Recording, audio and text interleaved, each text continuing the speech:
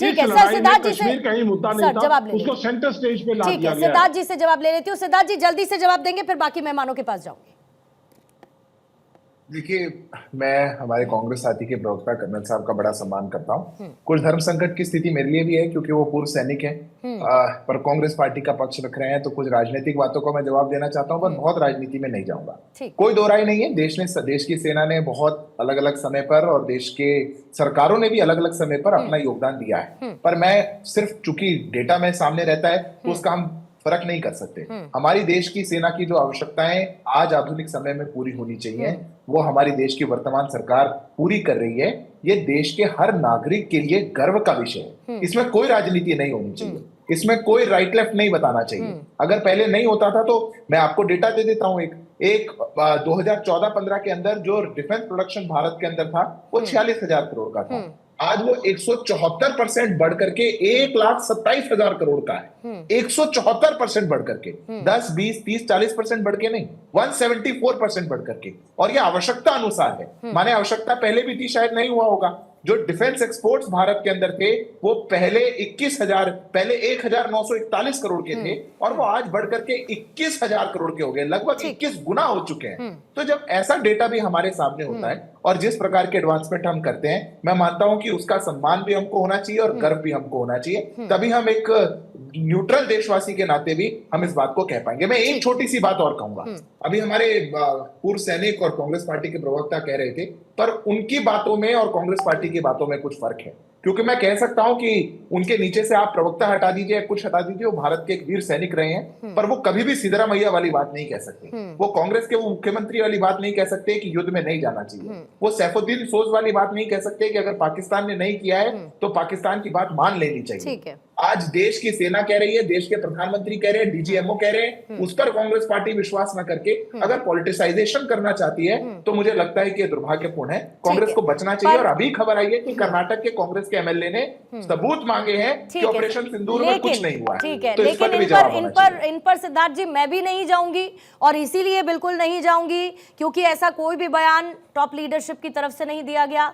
कोई ऐसा बयान जो सरकार के विरुद्ध जाता हो राहुल गांधी की तरफ से नहीं दिया गया, सोनिया गांधी की तरफ से नहीं दिया गया, और ये बहुत क्लियर था कि ऐसी बयानबाजी से बचना चाहिए। नहीं सर, मैं आला कमान, फिर आला कमान सर, फिर मैं आला कमान पे आ जाती हूँ। मैं आपकी बात मैं समझ रही हूँ, मैं आपकी बात समझ रही हूँ, लेकिन उनकी तरफ से भी बार बार ये रिमाइंडर्स दिए गए कि इस तरीके की बयानबाजी नहीं करनी चाहिए, इसलिए हम भी उनको उतनी गंभीरता से नहीं लेते, छोड़ देते हैं, क्योंकि जरूरत नहीं है और उतनी महत्ता उस बात की है नहीं। आलोक साय साहब, आपके पास आते हुए न सिर्फ ब्रह्मोस की बात की, आपको लगता है कि ब्रह्मोस की ताकत जिसका जिक्र आज राजनाथ सिंह की तरफ से किया गया, पाकिस्तान को यह कैसा संदेश गया? क्या पाकिस्तान को भारत की आत्मनिर्भर शक्ति से डरना चाहिए? जिस तरीके की भारत की तैयारी है ऑपरेशन सिंदूर को लेकर, जो आगे की तैयारी भारत कर रहा है, उसको लेकर पाकिस्तान को चिंतित होना चाहिए?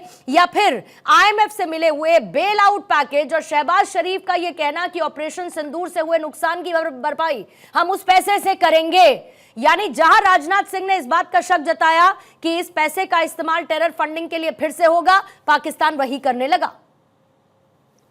पूर्णिमा जी, $1.3 बिलियन का जो बेल आउट पैकेज आईएमएफ ने दिया है, उसको अभी भी रोकने का प्रयास भारत सरकार पूरी तरह से कर रही है। अभी भी वो प्रयास जारी है। आज भी स्टेटमेंट आया था हमारे रक्षा मंत्री का। और लेकिन मैं एक बात बता दूं भारतवासियों को कि चाहे वो पूरा पैसा अपने डिफेंस सेक्टर में लगा दे, फिर भी वो भारत से कैचअप नहीं कर सकता है। क्यों नहीं कर सकता है, मैं आपको बताता हूं। भारत का हमारा जो रक्षा बजट है ना, पिछले 10 सालों में 3 गुना बढ़ा है। 2013 में हमारा रक्षा बजट जो था वो 2.53 लाख करोड़ था, 14-15 में 2.29 था, और आज के डेट में 6.81 लाख करोड़ है। साय साहब, 21 के बाद फिर कम भी हुआ था। हाँ, देखिए वो ठीक है। और वो कम हुआ था, लेकिन हमने किस तरफ पैसा लगाया ये आप नहीं देखिए। आप ये देखिए कि डीआरडीओ में हमने बजट कितना बढ़ाया, ये भी देखना पड़ेगा ना। डीआरडीओ का काम हमारा रक्षा के क्षेत्र में ही हो रहा है। अब जैसे डीआरडीओ पे हमने इस बार जो है 25-26 के बजट में 26,816 करोड़ पैसा लगाया है, और जो 12.41% ज्यादा है लास्ट ईयर से।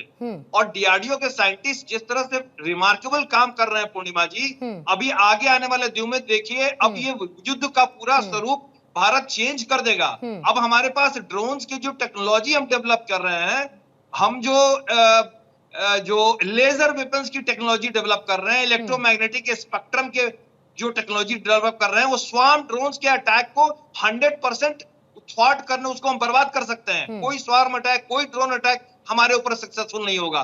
तो ये एक अद्भुत टेक्नोलॉजी है जिसका सफल परीक्षण हो चुका है। इवन लेजर वेपन्स में भी एक हमने खास किलोवाट का लेजर वेपन डेवलप कर लिया है। अब उसकी सिर्फ वॉटेज बढ़ाने की जरूरत है। 2 लेवल पर ऑलरेडी हो चुका है काम, और इसका इंडक्शन आर्मी में तेजी से हो रहा है।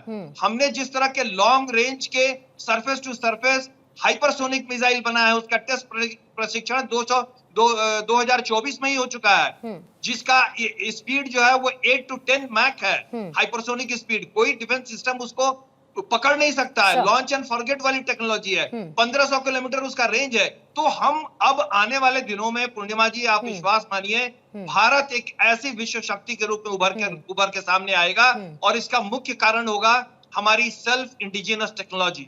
सिर्फ 1-2 वर्षों की बात है। कुछ चीजों में जहां पर गैप है, जैसे जैसे एमसीए का प्रोजेक्ट है, वहां पर अभी गैप है, टाइम लग रहा है हमको। बिल्कुल सर, और मैं मानती हूं, और मैं तो चाहती हूं कि ये हो, और मुझे इस बात का भी पूरा विश्वास है कि सरकार इसकी तरफ काम ही कर रही है। इनफैक्ट अभी डीआरडीओ की तरफ से आज ही हमने एक खबर बताई कि कैसे मानव रहित फाइटर जेट, फिर दूसरी तरफ डीआरडीओ की तरफ से बॉर्डर पर रोबोटिक डिफेंस फोर्स, ये सब कुछ है जो डीआरडीओ डेवलप कर रहा है, और यही एक संदेश। लेकिन विनोद दत्ता साहब, आज ऐसा पहली बार हुआ जब रक्षा मंत्री की तरफ से आधिकारिक उन हथियारों का जिक्र किया गया, फिर चाहे वो ब्रह्मोस हो, फिर चाहे स्कैल्प हो, या फिर बाकी जो हथियार जिनका हमने इस्तेमाल किया। सबसे बड़ी बात यह है कि ये पाकिस्तान को एक बहुत महत्वपूर्ण संदेश था। दूसरी तरफ एक और बयान जो रक्षा मंत्री राजनाथ सिंह की तरफ से आया कि पाकिस्तान के परमाणु हथियारों पर आईएईए की निगरानी की मांग। आपको लगता है कि एक प्रैक्टिकल अप्रोच नजर आता है? क्योंकि डोनाल्ड ट्रंप का भी इंटरवेंशन और जो उनकी तरफ से स्टेटमेंट आए, वो बार बार ये कह रहे थे कि परमाणु युद्ध हो जाता तो इतनी मौतें हो जाती, मैंने ये करवा दिया, मैंने वो करवा दिया। आपको लगता है कि ये भी एक बहुत क्लियर मैसेज है और ये इंपॉर्टेंट था? देखिए, भारत की जो सरकार है वो एक बड़ी जिम्मेदार और मैच्योर सरकार है। जिस तरह से माननीय रक्षा मंत्री जी ने ये संदेश दिया है, क्योंकि हम हर चीज को कहते हैं ना, तरतीब और तरकीब से काम करते हैं। भारत ने ये विश्व समुदाय से गुहार लगाई है कि साहब उसके जितने भी न्यूक्लियर पावर प्लांट्स हैं, या न्यूक्लियर प्रोजेक्ट्स हैं, या न्यूक्लियर इन्वेंट्री है, उस पर निगाह रखी जाए। क्योंकि पाकिस्तान में जिस तरह के सूरत हाल है, पाकिस्तान में जिस तरह की हुकूमत है, उस पे बिल्कुल विश्व के लिए ये एक बहुत घातक सिचुएशन है। क्योंकि वहां देखिए, पाकिस्तानी सेना का पूरा कब्जा है उस हुकूमत पे, वहां दहशतगर्दों का पूरा मतलब कब्जा है। अपनी बात को पूरा करेंगे विनोद दत्ता साहब? देखिए, मैं ये कह रहा था कि भारत ने जितने भी स्टेप्स लिए हैं वो बिल्कुल सही प्रोसीजर के हिसाब से है, और जो इंटरनेशनल नॉर्म्स और प्रोटोकॉल है उसके हिसाब से लिए हैं। जिस तरह की हुकूमत पाकिस्तान में है, क्योंकि वो जो सियासी उनके जो लीडरान हैं, उनकी कोई चलती नहीं है वहां पाकिस्तानी सेना और ये जितनी तंजीमें हैं दहशतगर्दों की, इनका वहां बोलबाला है। और जिस तरह के गैर जिम्मेदार, जिस तरह के वो मतलब रेडिकलाइज हो चुके हैं, पाकिस्तान आर्मी खुद रेडिकलाइज हो चुकी है। तो ऐसे गैर जिम्मेदार लोगों को पास न्यूक्लियर इन्वेंट्री होना पूरे विश्व के लिए खतरा है। तो भारत ने जितने P5 कंट्रीज हैं, और जितने मतलब जो ये सोचते हैं कि साहब हम एक पूरी दुनिया की एक ताकत हैं, उनको आगाह किया है कि इस पे निगरानी इंटरनेशनल लेवल पे रखनी चाहिए। क्योंकि ये कुछ भी कर गुजरने के चक्कर में है। देखिए, एक चीज होती थी आईईडी, आपने काफी सुना होगा कि साहब आईईडी ब्लास्ट हो गया, हाँ जी सर, इम्प्रोवाइज्ड एक्सप्लोसिव डिवाइस।